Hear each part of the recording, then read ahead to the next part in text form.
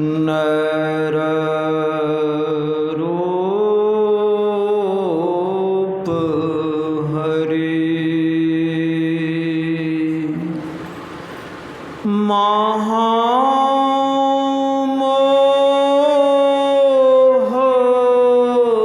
तम पुंज जासु वचन रवि करनिकर।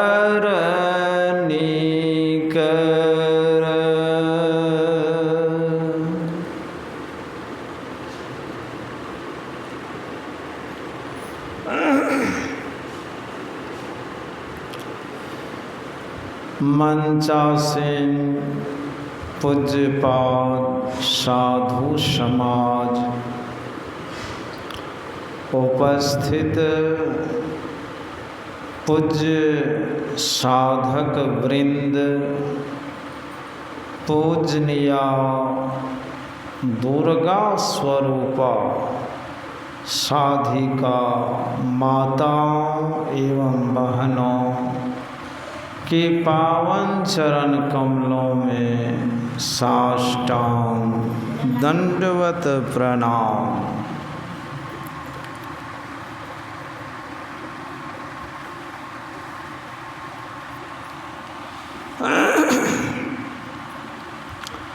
परमाराध्य सद्गुरु महाराज की असीम कृपा से हम लोग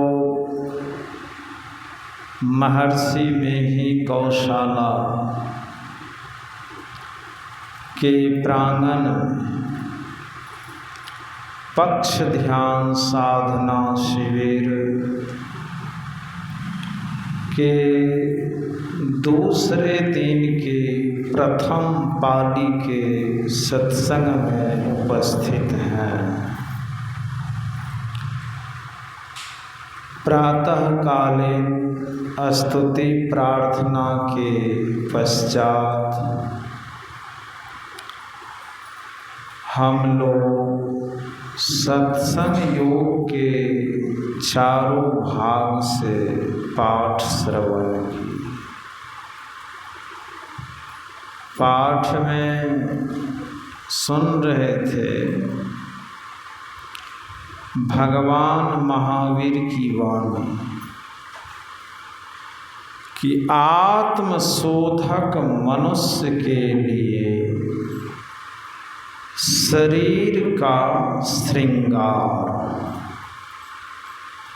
स्त्रियों पुरुषों का संसर्ग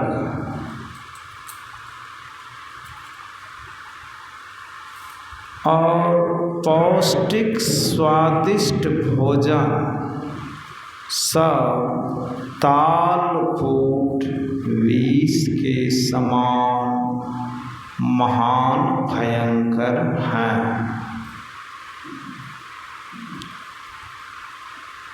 भगवान महावीर कहते हैं कि जो आत्म साक्षात्कार करना चाहता है, ईश्वर सर्वेश्वर परमेश्वर परमात्मा का दर्शन करना चाहता है,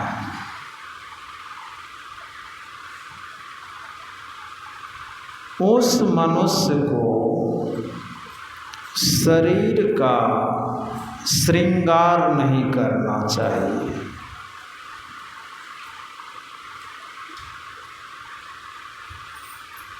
साधना में जब आपका मन एकाग्र हो जाएगा और उसमें जो आनंद का अनुभव होने लगेगा तो उस आनंद के सामने सारा श्रृंगार फीका पड़ जाता है।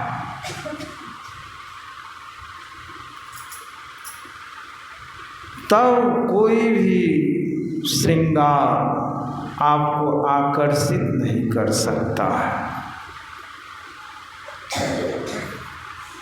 इसलिए हमेशा कोशिश रहनी चाहिए कि हम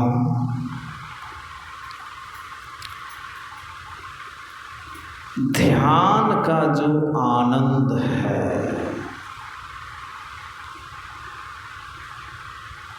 उस आनंद में डूबने का प्रयास करें, ध्यान में एकाग्रता प्राप्त करें। परमाराध्य सद्गुरु महाराज अपने प्रवचन में कहते हैं कि ध्यान में एकाग्रता प्राप्त करना ये सबसे बड़ा पुरुषार्थ है।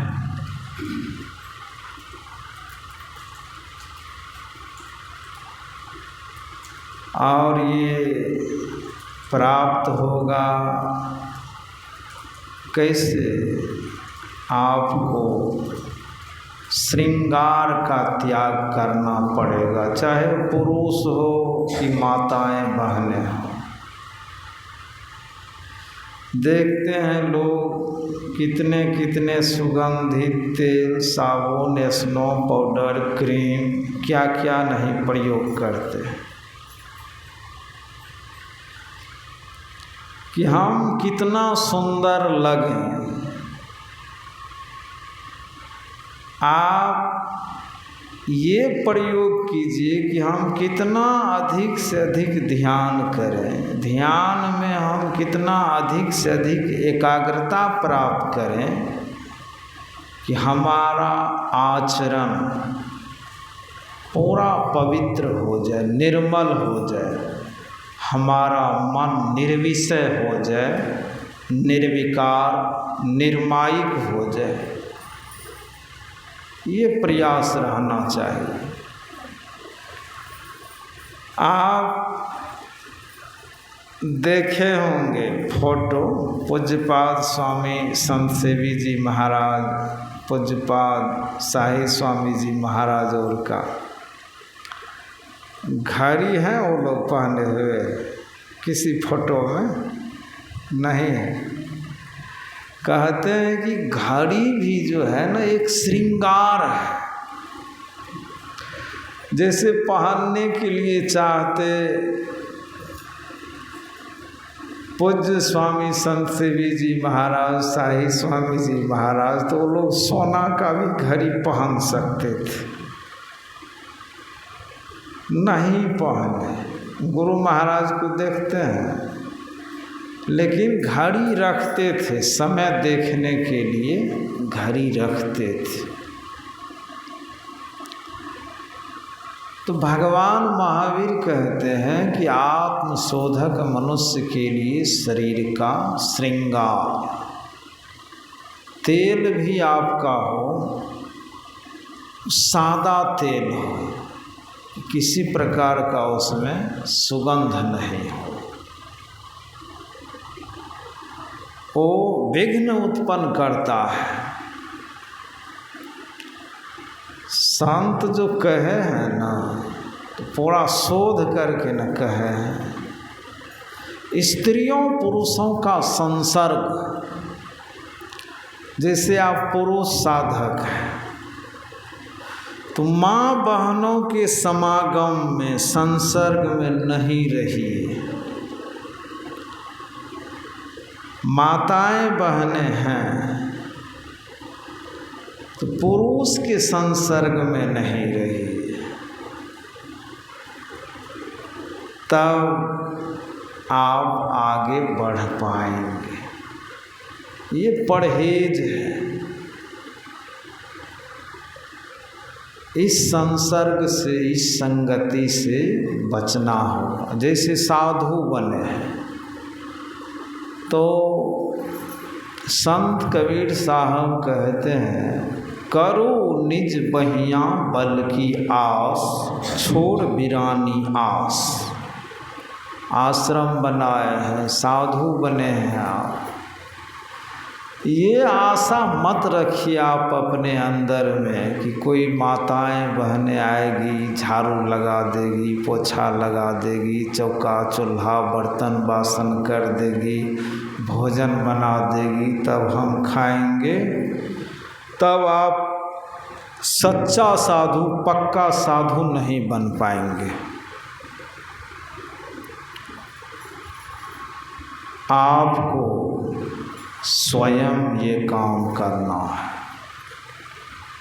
स्वयं इस काम को करना है। पुरुष से करवाइए, पुरुषों से, पुरुष ब्रह्मचारियों से इस काम को आप करवाइए।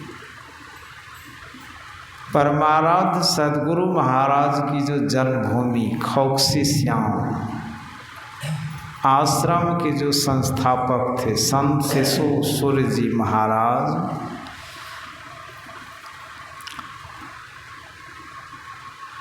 वो माँ बहनों का बनाया हुआ भोजने नहीं करते थे। और क्या हिम्मत है कि कोई पुरुष और माँ बहन बाबा के चरण कमल को छू लेंगे। मतलब हम लोग जो सेवा में रहते थे, सेवा करने वाले भी उनके चरण कमल को छू नहीं सकते थे। का एक दिन हम पैर छूकर प्रणाम कर लिए, बाबा हमको इतने बिगड़े कहे बेवकूफ़, तुम पैर छू लिया, लोटा से तुम्हारा कपार हम फोड़ देंगे, अलग से काहे न तुम प्रणाम किया। माताएं बहनें जो प्रणाम करने के लिए जैसे बाबा की तरफ चलती थी, तो बाबा उठ करके धरती पर ऐसे प्रणाम करते थे। दुर्गा महारानी के प्रणाम, लक्ष्मी महारानी के प्रणाम, सरस्वती महारानी का प्रणाम। वो माताएं बहनें वहीं रुक जाती थी, धरती पर वहीं से प्रणाम कर लेती थी बाबा को। माँ बहनों की बात तो दूर है, पुरुष को चरण नहीं छूने देते थे। हम लोग जो सेवा में रहते थे, हम लोगों को नसीब नहीं होता था उनका चरण छूने। सोचिए आप, जब आप राधा स्वामी मत के सद्गुरु जो हैं, एक पुस्तक है धरती पर के 7 स्वर्ग, उसमें वर्णन है कि जैसे आपका चरण कोई छूता है तो आपकी तपस्या की शक्ति को लेता है वह।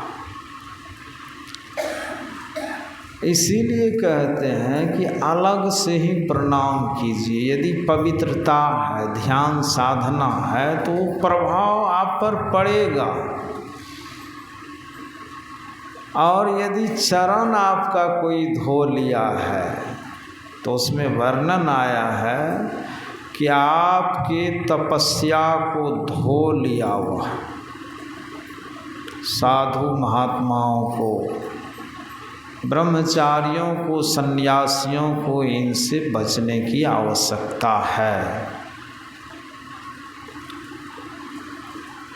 तो मैं कह रहा था कि संत शिशु सूर्य जी महाराज माँ बहनों का बनाया हुआ भोजने नहीं करते थे, अपने साथ में ब्रह्मचारी को रखते थे और उसी के द्वारा बनाया गया भोजन करते थे। इतना सात्विक आहार। एक पीतल की टोपिया थी, तो जिसके यहाँ गैस था तो गैस चूल्हा पर बनता था, गैस नहीं था तो जलावन वाला चूल्हा पर बनाते थे।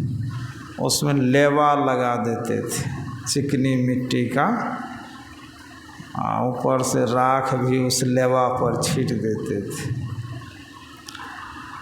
अब बाबा के लिए जो दाल सब्जी और बनती थी तो उसमें तेल घी हरी मिर्च और कुछ नहीं डाला जाता था, सीधे उसमें डाल करके उबाल दिया जाता था। सिंधा नमक और हल्दी केवल इतना पड़ता था।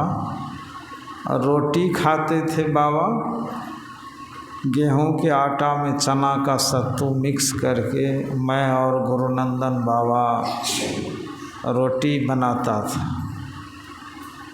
बाबा को खिलाते थे। और कुछ प्रसाद बचता था तो बाबा कहते थे कि तुम दोनों खा लो, खा लेते थे हम लोग। तो देखिए उनका भोजन, उनका आहार कितना सात्विक था, मात्रा से खाते थे। इसीलिए ऐसे संत थे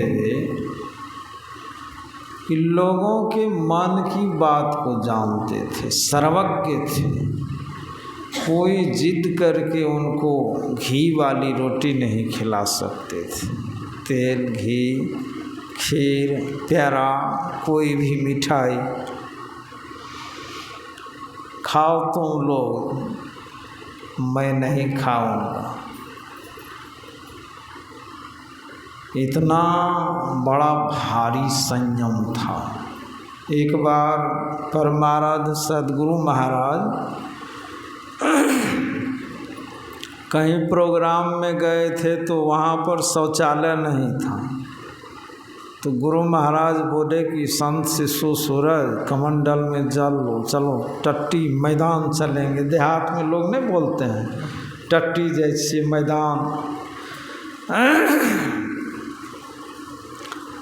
गुरु महाराज आगे आगे और पीछे से संत शिशु बाबा कमंडल में जल लेकर जा रहे हैं। रास्ते में एक माता जी मिल गई। गुरु महाराज को दूर से ही वो प्रणाम की और फिर गुरु महाराज आगे निकल गए और संत शिशु बाबा पीछे हैं, तो इनको भी प्रणाम की। गुरु महाराज तो आगे बढ़ गए, संत शिशु बाबा उनको पूछने लगे कि कहाँ घर हुआ, पति का क्या नाम है, कितने बेटा बेटी हैं, कितने बेटा बेटी का शादी विवाह हुआ है। ये सब तो विलम्ब हो गया बाबा को। गुरु महाराज उधर इंतजार में है कि ये आएंगे। तब दौड़ करके फिर ये गए जल लेकर के। शौच से निवृत्त होने के बाद जब चले उधर से तो गुरु महाराज पूछते हैं कि संत शिशु सूरज तुम मेरे पीछे पीछे आ रहा था, तुमको बहुत विलम्ब हो गया, मेरी और तुम्हारी दूरी बहुत बढ़ गई, क्या कारण हुआ? तो हुजूर वो माता जी जो आपको दूर से प्रणाम की फिर मुझको, उसी से कुछ गप सप करने लगे। गुरु महाराज बहुत बिगड़े, बहुत बिगड़े। देव को कूटमैती करना है, उससे संबंध स्थापित करना है तुमको। कहाँ घर हुआ, पति का क्या नाम है, कितने बेटा बेटी है, कितने का शादी हुआ, कितने का नहीं हुआ, सब कुछ जा कर के तुम उसका कर दो। साधु बनने चला है, साधु। इतने बिगड़े, इतने। उस दिन से संत शिशु बाबा कान पकड़ लिए। किसी माँ बहन से गप सप करना एकदम सबके मिल गया। तो देखिए आप संतों के इतिहास को कि आत्मशोधक मनुष्य के लिए शरीर का श्रृंगार स्त्रियों पुरुषों का संसर्ग।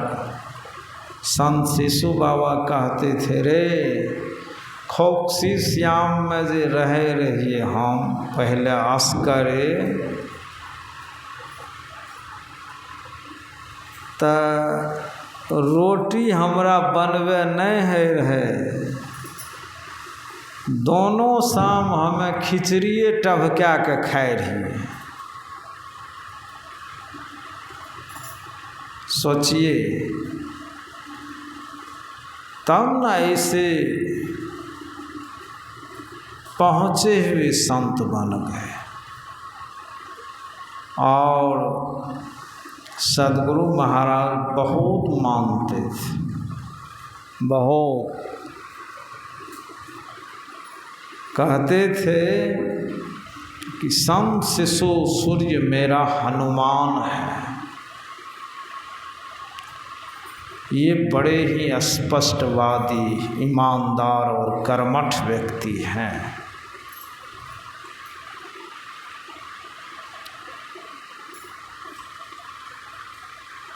गुरु महाराज के मुंह से किसी के बारे में निकल जाना कि स्पष्टवादी है, कर्मठ है, ईमानदार है, ये साधारण बात नहीं।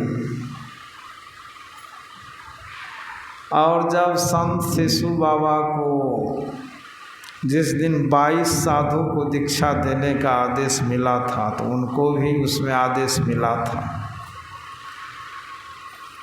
तो कटिहार डीएस कॉलेज के प्रोफेसर डॉक्टर महेश्वर प्रसाद सिंह गुरु महाराज से जाकर के कहे कि हुजूर सबको आदेश दिए दीक्षा देने का तो दिए, संत शिशु सूरज को आदेश क्यों दे दिए? वो तो मूर्ख है, पढ़ा लिखा नहीं है, वो क्या लोगों को दीक्षा बताएगा? गुरु महाराज कहते हैं कि महेश्वर बाबू जो बोले सो बोले, आप फिर कभी ये बात नहीं बोलिएगा कि संत शिशु सूरज लोगों को दीक्षा क्या बताएगा, क्या समझाएगा, वो अनपढ़ है, मूर्ख गवार है। फिर कभी नहीं बोलिएगा। संत शिशु सूरज की जहाँ पहुँच है वहाँ आपकी पहुँच है। देखिए कैसा संयम है उसका। इसलिए बड़ी संयम की आवश्यकता है, बड़े संयमी थे कि आत्मशोधक मनुष्य के लिए शरीर का श्रृंगार, स्त्रियों पुरुषों का संसर्ग और पौष्टिक स्वादिष्ट भोजन सब तालकूट विष के समान महान भयंकर है। पौष्टिक स्वादिष्ट भोजन, तालकूट जैसे तालू पर जहर रखे मर गए, श्रृंगार भी जहर है। पुरुष साधक के लिए माँ बहनों का संसर्ग जहर है। माताएं बहनें जो साधिका है उसके लिए पुरुष का संसर्ग जहर है। और पौष्टिक स्वादिष्ट भोजन देखते हैं, लोग कहते हैं प्याज ने दिया है, लहसुन ने दिया है, मिर्चाई का बुकनी ने दिया, हरी मिर्च ने दिया है, जी तलमला रहा है हरा मिर्चाई नमक खाने के लिए, तो भजन बनेगा? नहीं बनेगा। बिल्कुल सादा सात्विक आहार मात्रा से। संत शिशु बाबा कहते थे कि महात्मा गांधी लिखे हैं कि पशु यदि खुल जाता है कभी काल, किसी का गाय भैंस खुल गया, किसी की धान और में गया, तो मात्रा से वो चर लेगा और फिर चले आएगा दरवाजे पर। मनुष्य भर पेट खा लिया है, ये यदि भोजनालय में चला जाए तो फिर ये कुछ न कुछ खा करके आएगा। इनकी जिह्वा इतनी पतली है, इसीलिए संसार में सबसे ज़्यादा विषयी यह है। पशु इतना विषयी नहीं। पशु देखेंगे साल में एक बार अपने ब्रह्मचर्य व्रत को ख़त्म करता है, और मनुष्य के पास कोई संयम ही नहीं है। संत शिशु बाबा बताते थे कि आपका जो ध्यान बनेगा, तो ध्यान बनने का मूल आधार क्या है कि सदाचार युक्त ब्रह्मचर्य व्रत का पालन करना पड़ेगा आपको, तब आपका मन ध्यान में लगेगा, एकाग्र होगा मन, और ध्यान में जो आनंद है उस आनंद की प्राप्ति होगी। उस आनंद की तरफ आपकी ऊर्ध्वगति होगी। संत शिशु बाबा, महात्मा गांधी की जीवनी, जयप्रकाश नारायण की जीवनी, बहुत बड़े बड़े संतों, महापुरुषों, क्रांतिकारियों, शहीदों की जीवनी बाबा रखते थे, स्वयं पढ़ते थे, हम लोगों से भी पढ़वा करके सुनते थे। गुरु महाराज प्रवचन में कहते हैं कि सदाचार रूपी नींव पर साधना रूपी भवन का निर्माण होता है। वीर्यवान को भजन करने में बल मिलता है। भगवान श्री कृष्ण कहते हैं कि ब्रह्मचर्यानुष्ठान ही तपस्या है। ब्रह्मचर्य व्रत का निष्ठापूर्वक पालन आप कर रहे हैं तो आप तपस्या कर रहे हैं। और परमाराध्य सद्गुरु महाराज राजगीर, हरिद्वार, दिल्ली सत्संग में कहते हैं कि तप असल में ब्रह्मचर्य पालन को कहते हैं। जो अच्छी तरह ब्रह्मचर्य पालन करते हैं तो वह अच्छा तपी है।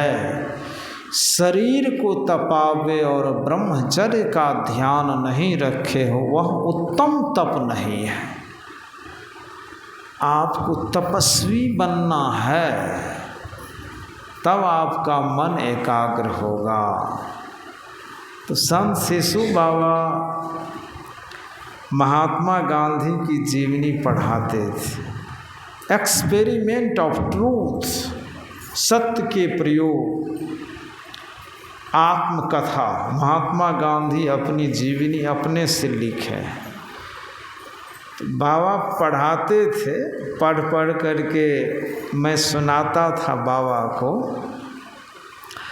महात्मा गांधी अपने धर्मपत्नी से, कस्तूरबा गांधी से एक दिन बोले क्या वो दोनों पति पत्नी को ब्रह्मचर्य व्रत का पालन करते हुए ध्यान साधना करना है। धर्मपत्नी बोली ठीक है। एक ही बिछावन पर विश्राम करते थे, बेड शीट पर। लंबा समय तक पालन हुआ, फिर ब्रह्मचर्य नष्ट हो गया। फिर महात्मा गांधी बोले कि एक ही कमरा में 2 बेड शीट लगाओ, अलग अलग सो। एक कमरा में 2 बेड शीट लग गई, अलग अलग सोने लगे, और कुछ लंबा दिन तक पालन हुआ। फिर ब्रह्मचर्य का खंड हो गया। फिर महात्मा गांधी अपने धर्मपत्नी कस्तूरबा गांधी से कहते हैं कि कस्तूरबा, ये दरवाज़ा जो होता है वो पुरुषों के लिए होता है, बंगला दरवाज़ा। ये आंगन माँ बहनों के लिए होता है। अब से मैं दरवाजे पर बंगला में विश्राम करूँगा और तुम आंगन में। तीसरे बार में महात्मा गांधी को पूर्ण सफलता मिल गई। तब से कभी ब्रह्मचर्य व्रत का खंड नहीं हुआ। तब महात्मा गांधी लिखते हैं कि आधा ब्रह्मचारी रहकर मैंने देश की इतनी सेवा की। यदि मैं पूर्ण ब्रह्मचारी रहता तो मेरे द्वारा देश की कितनी सेवा होती, ये मैं नहीं कह सकता। और महात्मा सुकरात से एक सद्गृहस्थ ने प्रश्न किया कि महाराज, मनुष्य को अपने जीवन में अपने धर्म पत्नी के साथ कितने बार निवास करना चाहिए? महात्मा सुकरात कहते हैं, एक बार भी नहीं। उस सद्गृहस्थ ने कहा कि महाराज, सद्गृहस्थ के लिए कोई एक सटीक उत्तर दीजिए। तो महात्मा सुकरात कहते हैं कि अरे, एक बार साथ रहने पर भी बारंबार माँ के गर्भ में इस जीव को जाना पड़ेगा, जन्म लेना पड़ेगा, फिर मरना पड़ेगा। आवागमन सम दुख दूजा, है नहीं जग में कोई, इसके निवारण के लिए प्रभु भक्ति करनी चाहिए। जन्म मरण का चक्र जो है, इसके निवारण के लिए प्रभु भक्ति की आवश्यकता है।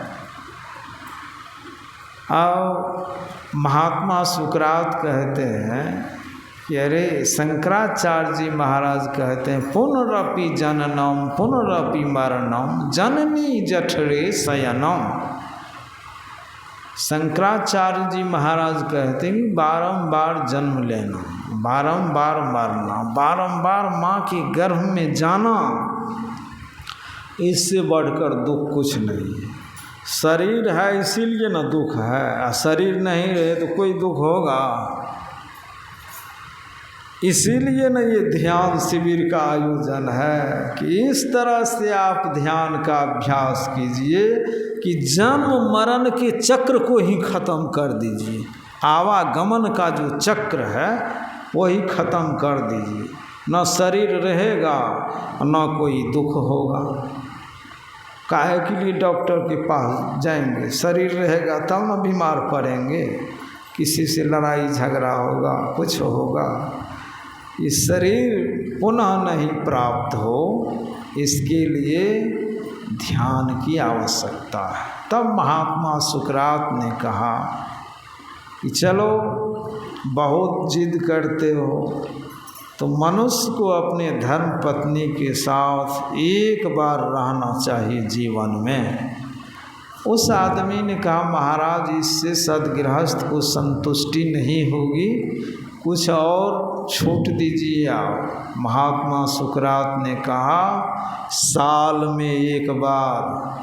फिर उसने कहा, महाराज, इससे भी संतुष्टि नहीं होगी सद्गृहस्थ को। महात्मा सुकरात ने कहा, महीना में एक बार। फिर उसने कहा, महाराज, इससे भी संतुष्टि नहीं होगी सद्गृहस्थ को। तो महात्मा सुकरात ने कहा, महीना में 2 बार।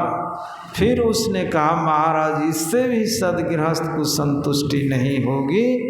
तब महात्मा सुकरात ने कहा, अंतिम उत्तर सुन लो, अब तुम बहुत छूट दिया, अंतिम उत्तर सुन लो।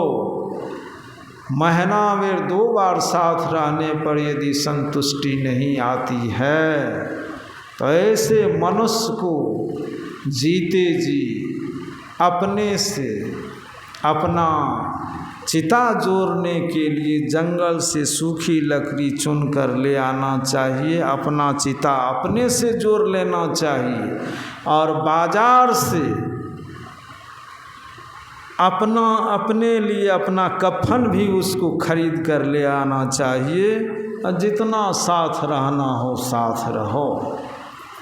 तो बंधुओं, माताएं, बहन, आपका जो ध्यान बनेगा उसका मूल आधार है यह। इस मूल आधार को यदि जीवन में आप धारण कर लेते हैं तो आप एक सद्गृहस्थ रहते हुए भी, बाल बच्चेदार रहते हुए भी इस जीवन में जीवन मुक्ति को प्राप्त कर सकते हैं। आपके शरीर में इतनी अजस्र शक्ति है कि आप जीवन मुक्ति प्राप्त कर सकते हैं।